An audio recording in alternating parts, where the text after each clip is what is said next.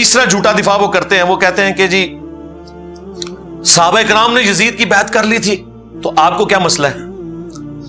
صحابہ کرام نے یزید کی بیعت نہیں کی تھی، صحابہ کرام سے زبردستی بیعت لی گئی تھی تلوار کے زور پر۔ جھوٹ بولنا بند کریں۔ اگر آپ کو یقین نہ آئے تو 2018 میں جو کچھ ہوا پاکستان میں، زبردستی ایک بندہ مسلط ہوا ہم پہ اسٹیبلشمنٹ کے گن پوائنٹ کے اوپر، اور پھر سٹوری ریپیٹ ہوئی 2024 میں، ایک اور بندہ اسٹیبلشمنٹ کے گن پوائنٹ پہ ہم پہ مسلط ہو گیا۔ آج تک یہی ہو رہا ہے۔ تو بنو امیہ اس وقت کی اسٹیبلشمنٹ تھی،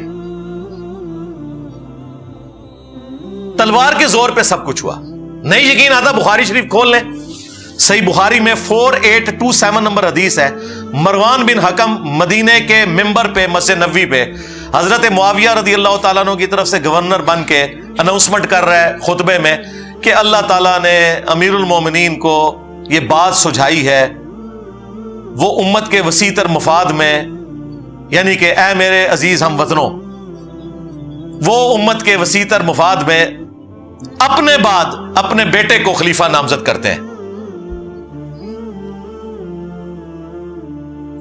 یہ وہ تقریر کر رہا تھا، امام بخاری نے اگلے جملے نقل نہیں کیے، وہ بڑے سخت تھے، لیکن اس کے بعد جو کچھ ہوا وہ نقل کیا۔ وہ اگلے جملے کیا تھے میں بعد میں بتاتا ہوں آپ کو۔ اگلے جملے جو امام بخاری نے نقل کیے وہ یہ تھے کہ وہاں حضرت ابو بکر کا بیٹا کھڑا ہوا اور اس نے کچھ بات وہاں پہ کہہ دی۔ وہ کیا بات کی وہ پھر امام بخاری نے سکپ کر دی۔ پھر اس سے اگلے جملے امام بخاری نے نقل کیے جسے پتا چل گیا کہ وہ بات کوئی ایسی تھی کہ اسے آگ لگ گئی۔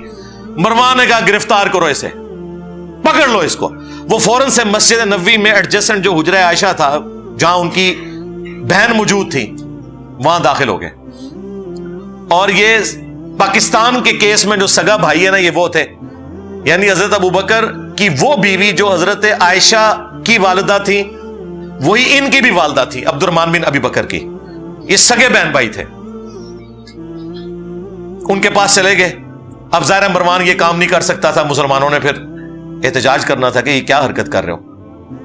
باہر سے اس نے کہا اوے ابو بکر کے بیٹے، تیرے بارے میں قرآن میں آیت نازل ہوئی تھی نا کہ یہ کافر کہتا ہے کہ میرے ماں باپ جو مجھے یہ کہتے ہو کہ مرنے کے بعد دوبارہ زندہ کیا جاؤں گا، یہ اگلے لوگوں کی کہانی ہے۔ ابو بکر کے بیٹے کہ تیرے بارے میں قرآن میں آیت نازل ہوئی تھی۔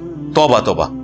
یہ بنو امیہ کے خدمت گزار، یہ ہیں گستاخان خلفائے راشدین۔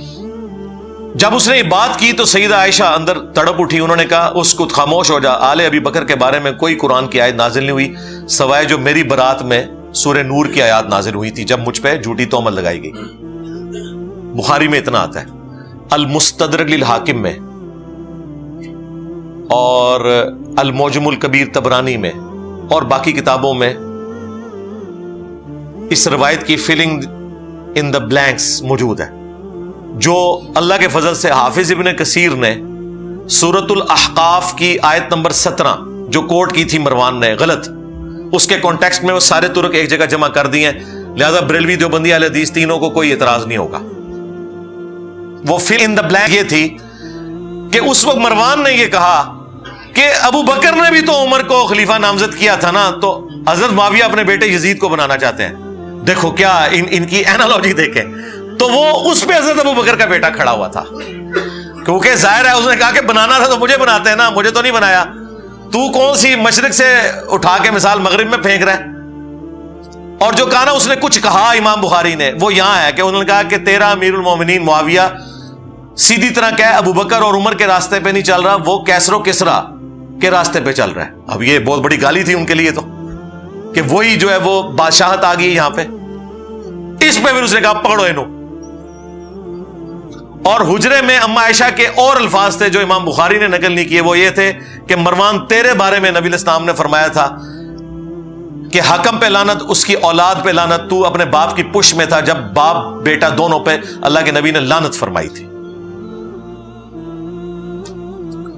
مجھے بتائیں جب یہ والی صورتحال ہو کہ حضرت ابو بکر کے بیٹوں کو بھی اپنی جان بچانی پڑے تلوار کے زور پہ، اپنی وفات سے 4 سال پہلے ایک بندہ اپنے بیٹے یزید کے لیے بیعت لے رہا ہے، تو آپ یہ کہیں گے صحابہ نے بیعت کر لی ہے؟ کہتے ہیں جی ابن عمر نے بیعت کر لی تھی، ایون واقعہ ہررا کے بعد جب لوگ یزید کی بیعت توڑ رہے تھے تو وہ لوگوں کو جا کے سمجھاتے تھے. جی بخاری مسلم ہے، سرکار وہ ہمارے اسٹوڈنٹس کو سمجھا رہے تھے. اگر ابن عمر اس زمانے میں سمجھا رہے تھے تو کسے سمجھا رہے تھے؟ اپنے لیول کے لوگوں کو، صحابہ اور تابعین کو. اور اس صحابی کا نام بھی آیا ہوا ہے عبداللہ ابن مطیع رضی اللہ تعالیٰ عنہ، جنہوں نے کہا کہ اب کیا رہ گیا ہے، یزید کی بیعت توڑیں اہل مدینہ. تو ابن عمر ان کو ملنے کے لیے گئے اور کہا کہ میں تمہیں حدیث سنانے کے لیے آیا ہوں کہ جو خلیفہ وقت کی بیعت کے بغیر مرا وہ جاہلیت کی موت مرا. وہ کہتے ہیں جی ابن عمر نے چونکہ بیعت کر لی تھی، وہ بھی مجبوراً کی تھی، انہوں نے وہ جس طریقے سے کی تھی، انیشلی تو انکار کیا تھا.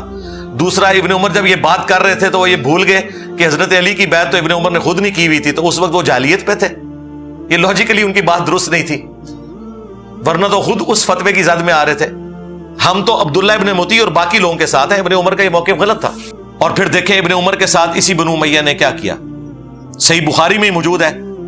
انہیں حج میں احرام کی حالت میں پاؤں میں زخم کیا گیا ایک نیزے کے ذریعے جو زہر آلود تھا، اسی میں وہ شہید ہو گئے. اور آخری دنوں میں حجاج ابن یوسف ان کی جب عیادت کے لیے آیا تو بخاری کے الفاظ ہیں، اس نے پوچھا کہ حضرت مجھے پتہ چل جائے نا آپ کا قاتل کون ہے تو میں اسے نہیں چھوڑوں گا. انہوں نے کہا میرا قاتل وہ ہے جس نے احرام کی حالت میں نیزے اور تلواریں لانے کی اجازت دی ہے، جس میں اجازت ہی نہیں ہے، آپ نے خالی ہاتھ آنا ہے، یعنی کہ تو دیکھیں بنو امیہ ہی قاتل بنی خود ابن عمر کی. اسی لیے آخری وقت میں جا کے ابن عمر کو اندازہ ہو گیا کہ یہ لوگ ڈی ٹریک ہیں. المستدرک للحاکم میں یہ حدیث موجود ہے، مجموع الزوائد میں موجود ہے. امام حیثمی جو ابن حجر اسقلانی کے استاد ہیں، انہوں نے مجموع الزوائد میں اس کی سند کو صحیح کہا کہ ابن عمر آخری عمر میں افسوس کرتے تھے اور وہ کہتے تھے کہ مجھے نماز روزہ چھوڑنے کے اوپر کوئی افسوس نہیں، میں نے اس طرح کا کوئی کام نہیں کیا سوائے ایک چیز کے کہ میں نے حضرت علی کے ساتھ مل کر فیہ باغیہ کے خلاف قتال نہیں کیا، اس باغی گروہ کے خلاف جو مجھے کرنا چاہیے تھا. کون سا باغی گروہ؟ جو بخاری میں ہے، عمار تجھے ایک باغی جماعت قتل کرے گی، تو انہیں اللہ اور جنت کی طرف بلائے گا، وہ جماعت تجھے جہنم کی طرف بلائے گی. یعنی حضرت علی کی جماعت کو نبی الاسلام نے جنت کی طرف بلانے والی جماعت اور ان کے مخالفین کو جہنمی جماعت نہیں کہا، جہنم کی طرف بلانے والی، کیونکہ خلیفۃ المسلمین کی مخالفت. یہ ایک الگ سے ٹاپک ہے، میری کئی ایک ویڈیوز ہیں، وہ پچھلی والی ویڈیو دیکھ لیں، پچھلے محرم والی، کربلا کیوں ہوئی. تو آپ یہ دیکھیں، یہ بالکل واضح احادیث ون سائیڈڈ مقدمہ پیش کر رہی ہیں. جن ابن عمر کی بنیاد کے اوپر انہوں نے اتنا ہنگامہ کھڑا کیا ہوا تھا، وہ ابن عمر تو آخری وقت میں اپنے پرانے اعمال کے اوپر شرمندہ ہے اور یہ کہہ رہے ہیں جی ابن عمر نے یزید کی بیعت کر لی تھی.